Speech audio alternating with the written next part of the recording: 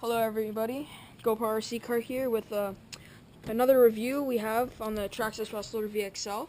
So you can buy this car online or in a store, hobby shop, for about $330 plus tax. This is the VXL version, which means it comes with the brushless motor, brushless ESC, which is the Vleneon, I think it's the VXL 3S, and I have a motor fan on actually, but I'll get into that a bit later about the upgrades. It comes standard with these Alias 2.8-inch tires, I'm pretty sure, and these front rib tires, which are also Alias. These tires this one is good for off-road, and these can just be used on-road and off-road, but they're not the best grip. It comes standard with the Traxxas 2.4 gigahertz remote. It takes 4 batteries, which you can put in the bottom. Very simple remote, nothing special to it. Reverse brake, blah blah blah. First I guess I want to talk about some upgrades in the video. Yeah, sure. About the car. So I've put in various things, which is this RPM front bumper, which definitely protects the car way better than the normal standard one, which is about this big, but I replaced it. Got some RPM casters in there, caster blocks, and toe links. The toe links are also RPM. My back A-arms are both RPM. And also the little, I forget what they're called, circular things, whatever. I'll put a link in the video what they're called. They're also RPM. The shock tower, which is one of the most important parts of your car, in my opinion, is also RPM. And basically the shock tower it comes with is just basically crap. You throw that away, you get an RPM one. I also have big bore shocks on it. These are about $60 for all 4 of them, and they're amazing, like Teflon coated, anodized. They're really great for if you're doing like an off-road jumping thing like we're doing here. Yeah, just show you a little bit of that. So those are really great, and they help keep your car in okay condition. I also bought a a LiPo battery, which you probably would have noticed. It's a 5,000 milliamp Venom 20C battery, which is also an amazing addition. It makes your car go up to 70 miles per hour. Also, I got a motor fan, an Integy motor fan, which helps it a lot.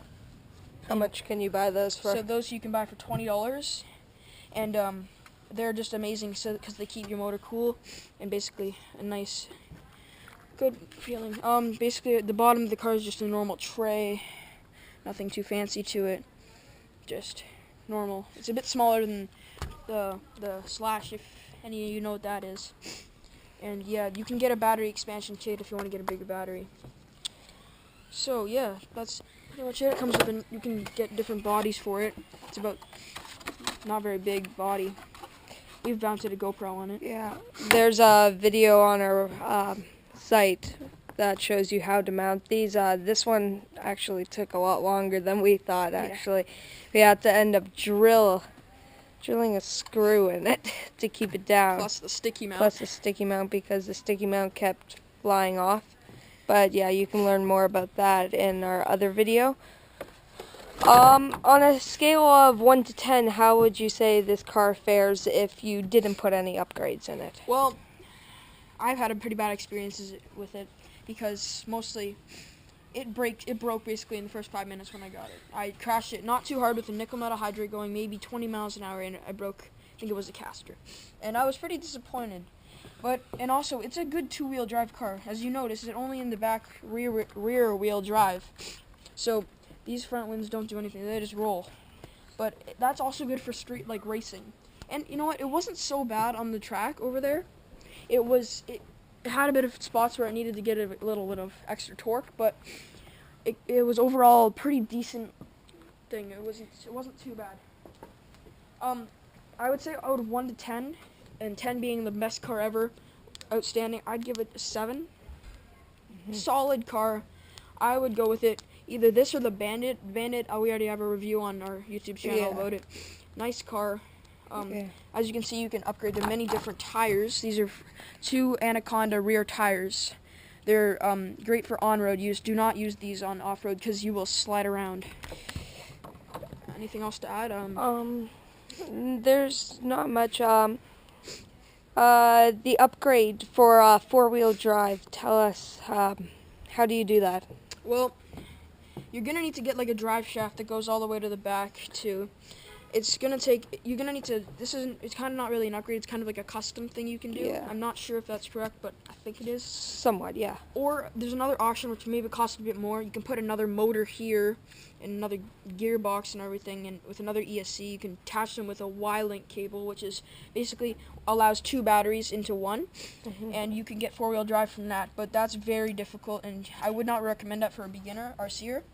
This would be more like I'd say an intermediate to expert RC car, because it's nowhere beginning. Like, it's not a beginner car. It goes 70 miles per hour, and this thing, if you like crash it at that speed, your car's done. Essentially, when you buy a Traxxas RC car, you know you're getting quality, and you're not getting a beginner's car. These are precision instruments, and they can go fast, and they will break if you don't treat them properly, as a lot of these upgrades are from broken parts, right? Yeah, especially at the track. Yeah.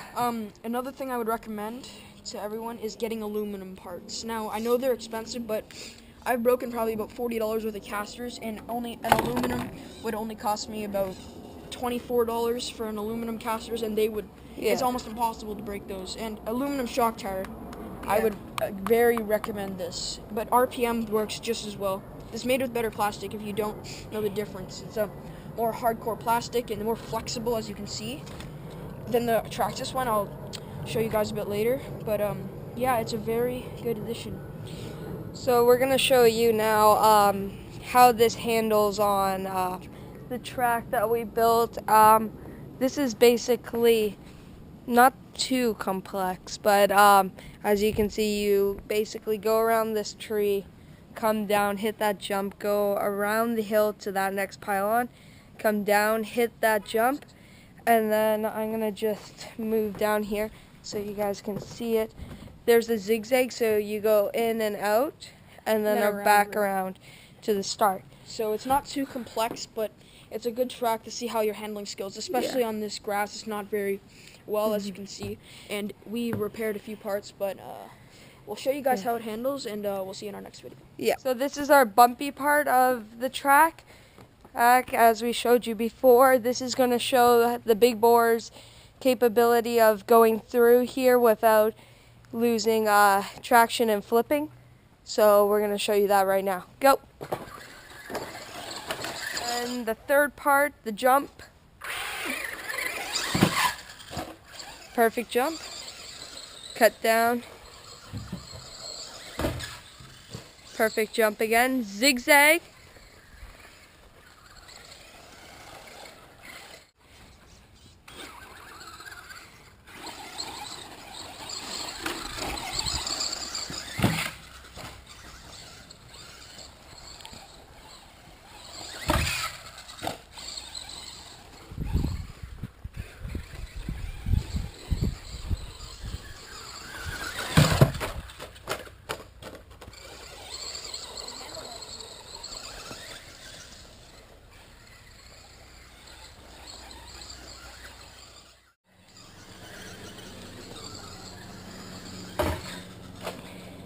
So on a scale of 1 to 10, how do you think the wheels are holding up on this surface? I'd say maybe a 7.5 to an 8. Honestly, they're okay, as you can see around the turn. You just gotta slow down a bit. There was alright. They're gripping alright. Yeah. The only problem is it's very wet. They're like you can grip on these really nice. As you can see, I just like. Marshall, please fix that. So, what number would you give it? I'd give it a 7.5 to an 8. They're alright. Like, as you can see, they're not bad. Yeah. Like, it stops and I'll try to go really fast and stop. Like, it's also wet, which you have to give it a break. Yeah, they have fairly good traction. I guess I keep knocking. No, but you can't. It's holding up decent. That one part's a killer right there. Those 2 boards, you're really sliding on that. Like, it's hard to get around this part. Yeah. Well, as the viewer can probably see, you can't really, you're going into that corner blind. Now, on the power from the battery, What amount was that battery again? That's a 5,000 mAh LiPo by Venom Racing. On a scale of 1 to 10, how would you say that battery holds up in time and power? Well, I'd say the power is pretty decent. I've been getting some pretty crazy speeds in my car, but honestly, I would say maybe about 8. And it's good power too, like it's even. Also, it's not like it's overly fast. Like it's not like it's a 10,000, which will break on. Will not break on you. It'll run out really quickly. Mhm.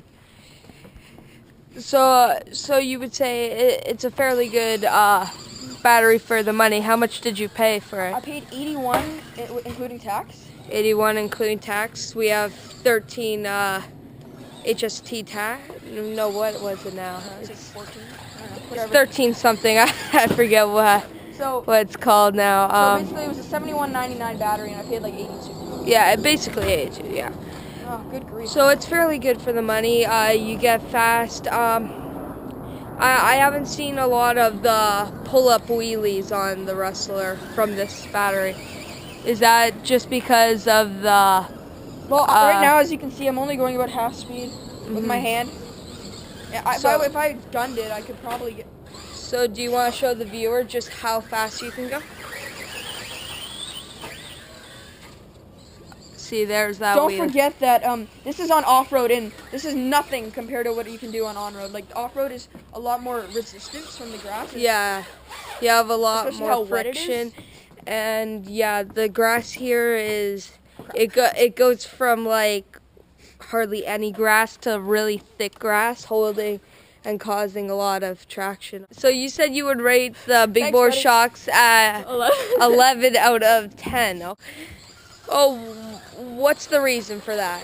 Like, They're Teflon anodized coated. Like, honestly, they're so like they're amazing for basically anything you want. Like, they're great for jumps and like even on road. They're very steady. Like, even if you hit a rock, it's not gonna flip as easy as most shocks. Like, the shocks that come with this, I'm honestly gonna tell you they're crap. Like, just throw them away and buy a pair of big bores. They're only $60 at max. You can get them for cheaper.